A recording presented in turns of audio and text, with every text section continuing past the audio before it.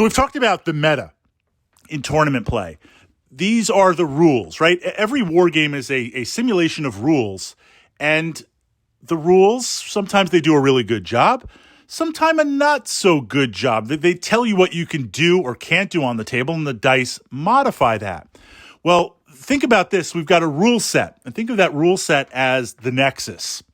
And then connected to that, but existing outside of that, are all of the different factions and armies and things that you can play. Some wargaming systems are really binary, two factions, all quiet on the Western Front, all quiet on the Martian Front is a war game where you've got tripods versus tanks, essentially kind of World War I-esque. You either play the Martians and the tripods, or you play the Allies going against them. It's binary in that those are your two factions. There is currently no third faction. Then you've got some other games which have 2 or 3 or 4 factions, like X-Wing Miniatures. You've got a game like Battletech, which really has one faction in that we've got the different houses, we've got the mercenary groups layered over the rules, but everyone has access to all the same mechs and exactly all of the same units. I can play 4 Battle Masters representing one house, one faction. You can play the same 4 Battle Masters representing one faction, one house, and go head to head. And then you have a system like Warhammer 40,000.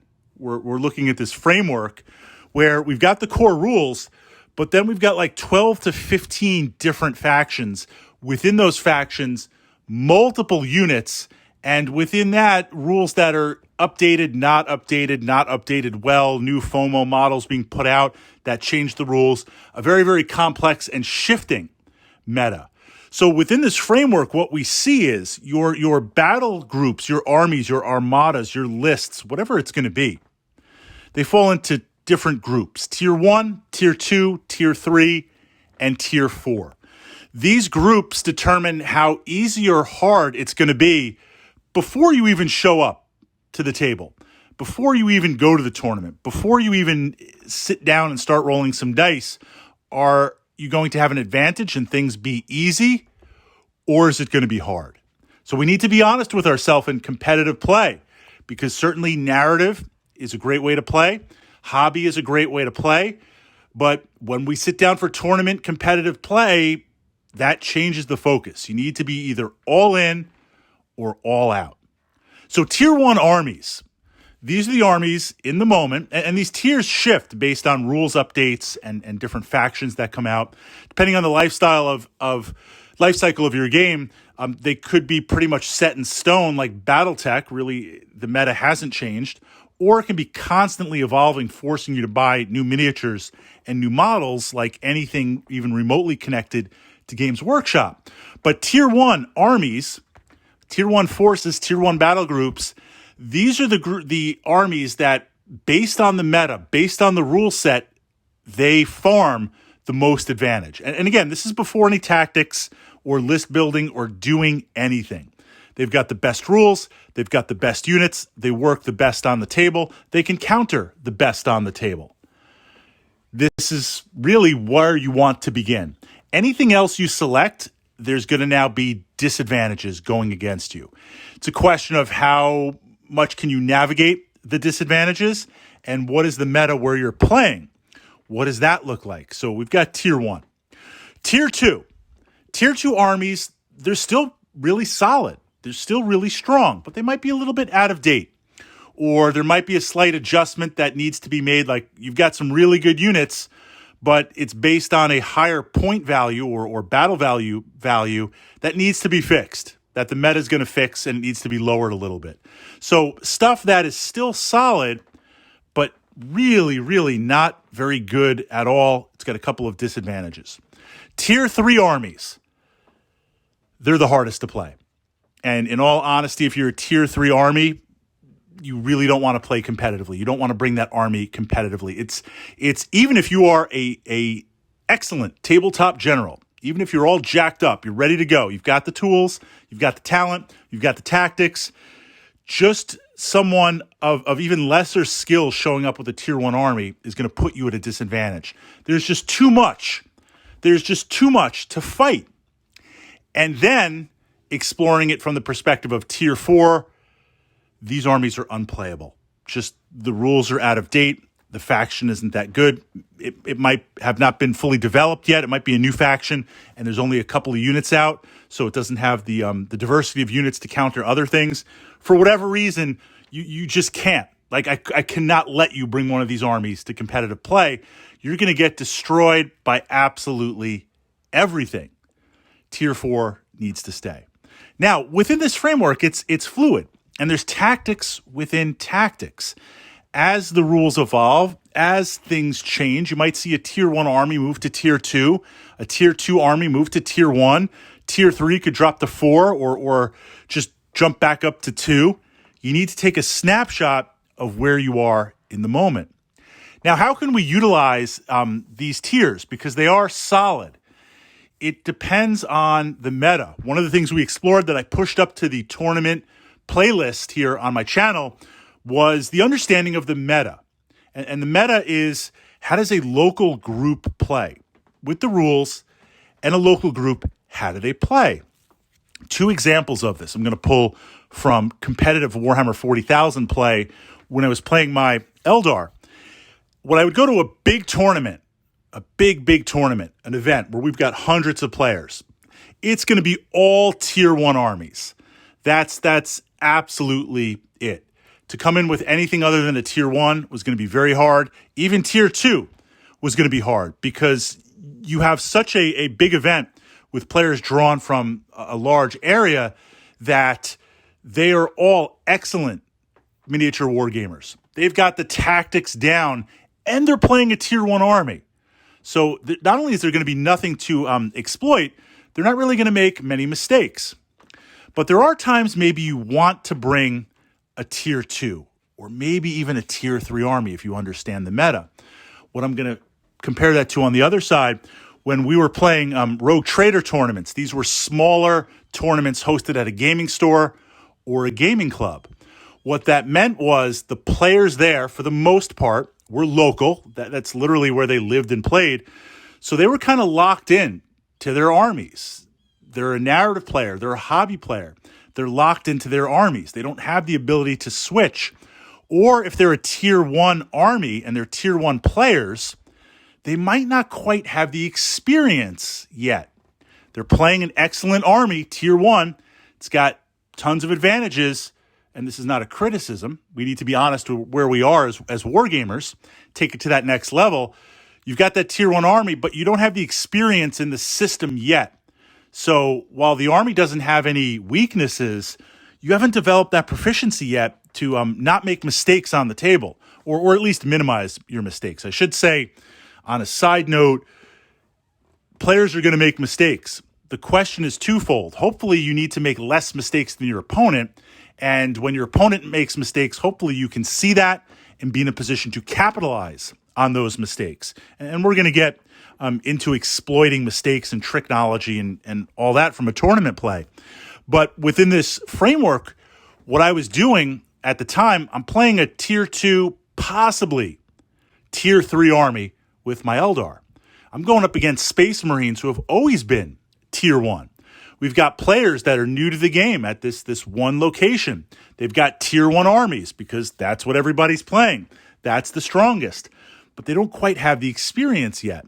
So what I was doing at the time was taking my Space Elves and gearing them up exclusively to kill Space Marines, to take away the advantage of Space Marines, to clearly just defeat that list. Because I knew 90% of the people I were going to be playing against were playing Space Marines. Some of them were going to be veterans, and they're going to give me a run for the money, but some of them are going to be new players. Now, what that meant was going in with that risk. We're saying this for this framework. I'm going in there with that risk knowing I'm going to go up against Space Marines, but if I draw any other type of player, I'm playing the odds. If I draw any other type of player, I'm going to be in trouble because I can't even counter whatever their army is. Even if my army is a tier 3 and I'm facing another tier 3 army, you should say, well, you're equal. So it'll come down to Tactica, but I'm geared up to face tier 1 armies to kill Space Marines, and that's going to like jump me down to a tier 4. And that happened, right? You need to go in knowing competitive play, what you're getting into. So I knew I was going in geared up for Marines. I'm great at killing Marines. Guys were like, how am I losing to Eldar at the time? And I've got a Marine army because they're kind of missing that. But then one round, I'm going up against Tyranids. And at the time, nobody's playing Space Bugs. I go up against Tyranids, and I just got crushed. I'm running all around. I couldn't do anything. I knew that going in. I knew that was a possibility. And there's ways to kind of mitigate that.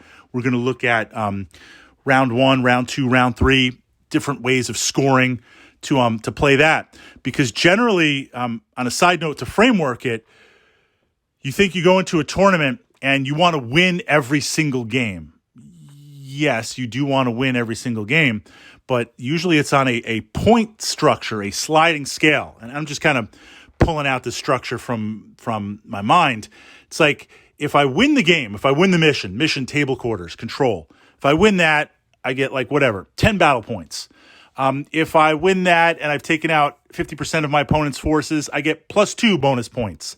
If I've taken out their HQ or command and control, +2 bonus points. So it's a win, but then there are other win conditions.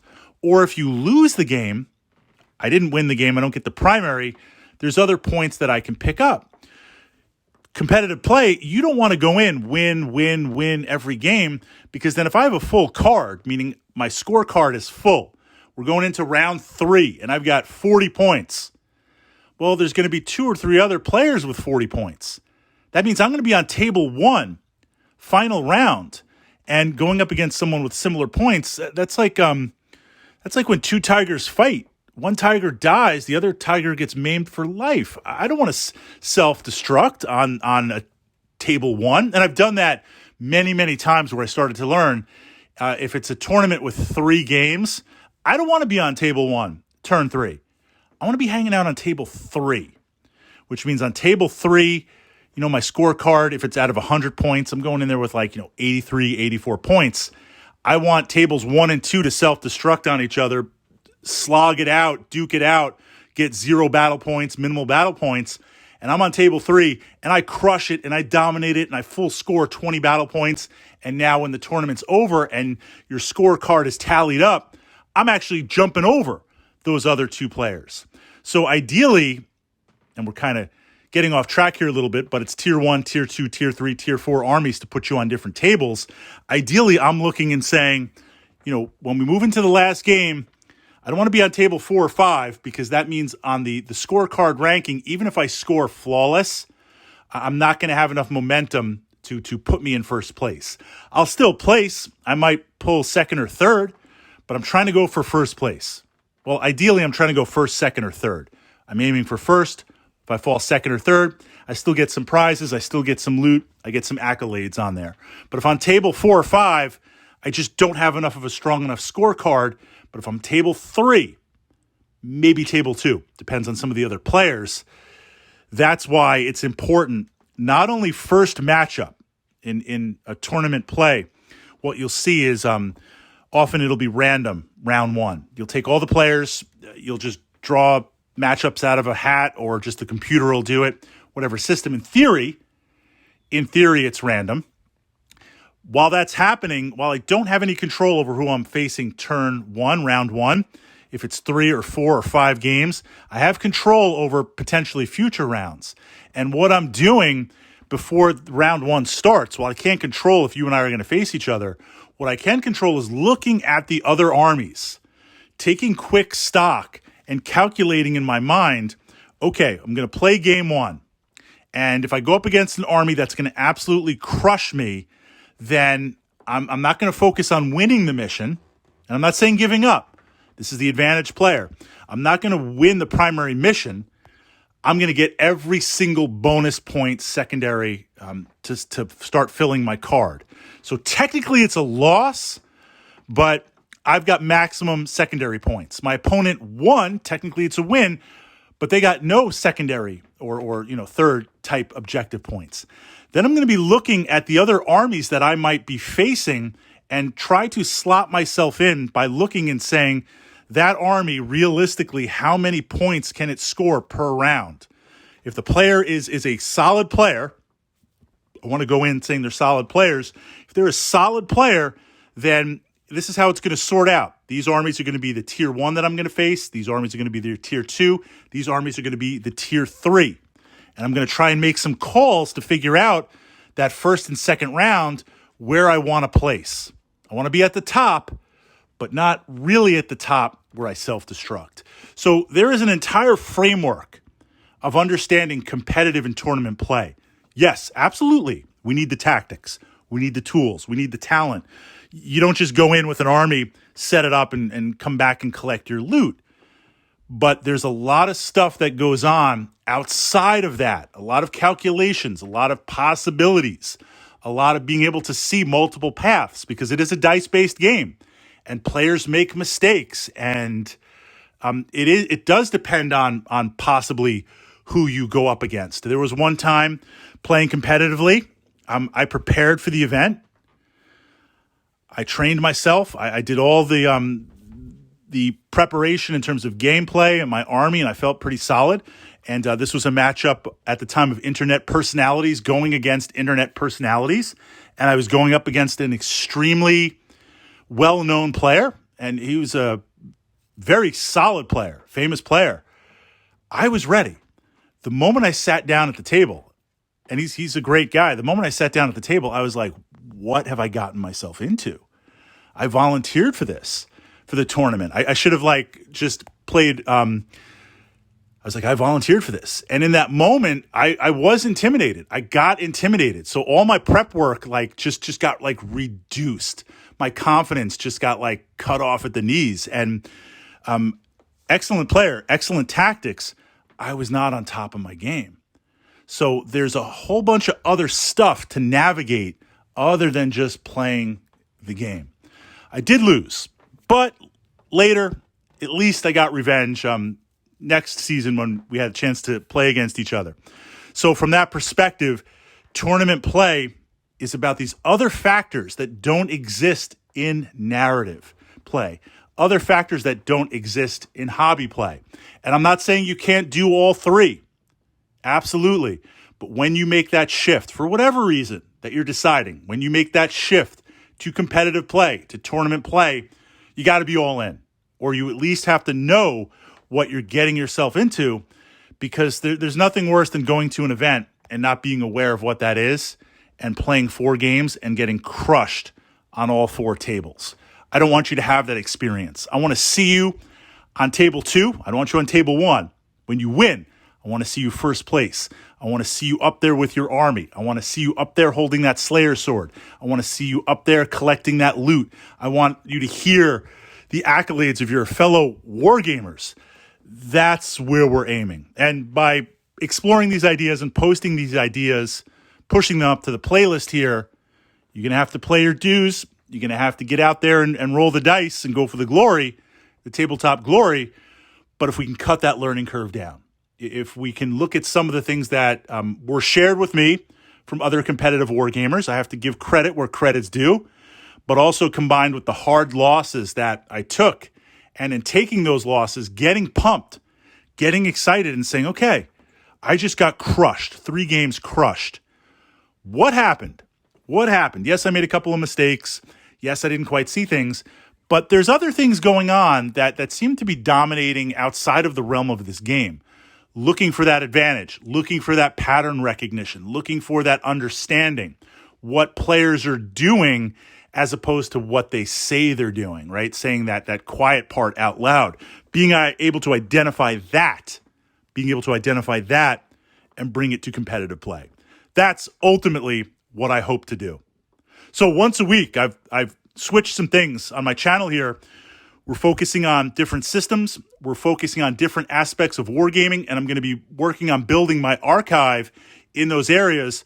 So every day of the week is going to be a focused, targeted post on wargaming, on different systems, on board gaming, on hobby, so I can build up this win and we can continue, or maybe start this wargaming journey together.